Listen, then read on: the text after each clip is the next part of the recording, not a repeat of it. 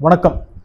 இன்னும் கொஞ்சம் மாதத்துக்கு நாம் கேட்க போகிற ஒரு வார்த்தை தான் அலபொலிலோ. ஜெயிலர் படத்துடைய ஃபஸ்ட்டு சிங்கிள் இறங்கியாச்சு. தலைவருக்கு இசை அனிருத் அப்படின்னும் போது அது வேறு மாதிரி இருக்கும் கண்டிப்பாக அப்படின்னு அந்த ஃபஸ்ட்டு சிங்கிளை ஓப்பன் பண்ணால் நமக்கு புரியாத முதல் வார்த்தை வந்துடுச்சு. அலபொலிலோ அப்படின்னு ஆரம்பிக்குதுங்க பாட்டு. ஜெயிலரில் காவாலாவை பிடிச்சாச்சு, அந்த ஃபஸ்ட்டு பாட்டு ஹிட்டும் ஆயிடுச்சு. இப்போ இந்த படத்தில் என்ன பண்ணுறது, அதே மாதிரி ஒரு வார்த்தை வேணும் அப்படின்னு ரொம்ப கஷ்டப்பட்டு தலைகீழெல்லாம் நின்று பிடிச்ச வார்த்தையாக தான் இருக்கும் இந்த பொலிலோ, அலபொலிலோ.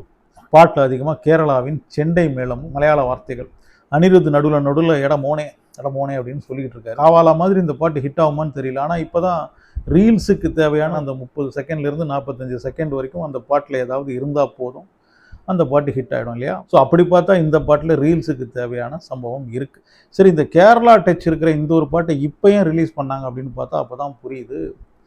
24ஆம் தேதி ஓணம். அப்போ தான் புரியுது, அட மோனே நீ அதை கணக்கு பண்ணி இந்த பாட்டை ரிலீஸ் பண்ணியிருக்கியா அப்படின்னு. இந்த பாட்டை பொறுத்த வரைக்கும் எடா மோனே அப்படின்னு சொல்கிற அளவுக்கு இல்லை அப்படின்னாலும் ஓகே மோனே பரவாயில்ல அப்படின்ற மாதிரி தான் இருக்குது. சரி, பாட்டில் ரஜினி என்ன பண்ணியிருக்காரு அப்படின்னு பார்த்தா நெல்சன் ரஜினிக்கு இந்த பீட்டை அனுப்பிச்சிருப்பார் போல இருக்குது. சார் நம்ம படத்துடைய பாட்டு எப்படி இருக்குன்னு கேட்டு சொல்லுங்கள் அப்படின்னு அனுப்பிச்சிருப்பார் போல இருக்குது. ரஜினி அதை கேட்டோன்னே என்ன சொல்லியிருப்பார், என்ன நெல்சன் பயங்கரமான பீட்டாக இருக்குது, என்னுடைய வயசுக்கு இந்த பாட்டுக்கெல்லாம் டான்ஸ் ஆட முடியுமா, கொஞ்சம் பீட்டை குறைச்சா என்ன அப்படின்னு கேட்டிருப்பார் போல இருக்குது. சார் இந்த பாட்டை பொறுத்த வரைக்கும் நீங்கள் டான்ஸ் எல்லாம் ஆட வேண்டாம், நீங்கள் தான் நின்னாலே மக்கள் ரசிப்பாங்களே, அதுக்காக நிற்க வேண்டாம். இந்த எக்ஸாம் ரூமில் பசங்க காப்பி அடிக்கிறாங்களா அப்படின்னு பார்க்கறதுக்கு வாத்தியார் அப்படி இப்படின்னு நடப்பார் பாருங்க, அந்த மாதிரி நீங்கள் நடங்க சார், மிச்சத்தை நான் பார்த்துக்கிறேன் அப்படின்னு. ரஜினியின் பங்கு இந்த பாட்டில் என்ன அப்படின்னா அது எக்ஸாம் ஹாலில் வாத்தியார் நடக்கிற மாதிரி அப்படி இப்படி நடக்க வேண்டியது தான். ஓரளவுக்கு பாட்டை அனிருத் ரெடி பண்ணி கொடுத்தாச்சு. நெல்சனும் கஷ்டப்பட்டு அந்த பாட்டை படம் பிடிச்சாச்சு.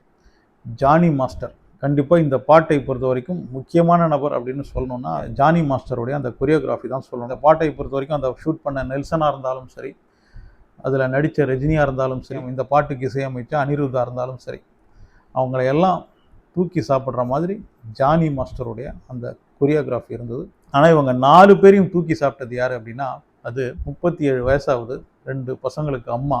அவ்வளவு அற்புதமாக இருந்தது இந்த பாட்டுக்கு பூர்ணாவுடைய அந்த ஒரு டான்ஸ். என்ன ஒரு எலகன்ஸ், என்ன ஒரு பர்ஃபெக்ஷன். என்னதான் ஜானி மாஸ்டர் ஒரு கொரியோகிராஃபி இந்த பாட்டுக்கு பண்ணியிருந்தாலும் அதுக்கு அந்த ஃபைனல் அவுட்புட் ஒன்று கொடுக்கணும்ல, அதை அவ்வளவு அற்புதமாக பூர்ணா கொடுத்துருக்குறாங்க. இந்த ஒரு பாட்டை போதும் பூர்ணாவுக்கு அடுத்த 2 வருஷத்துக்கு நின்று பேசும்.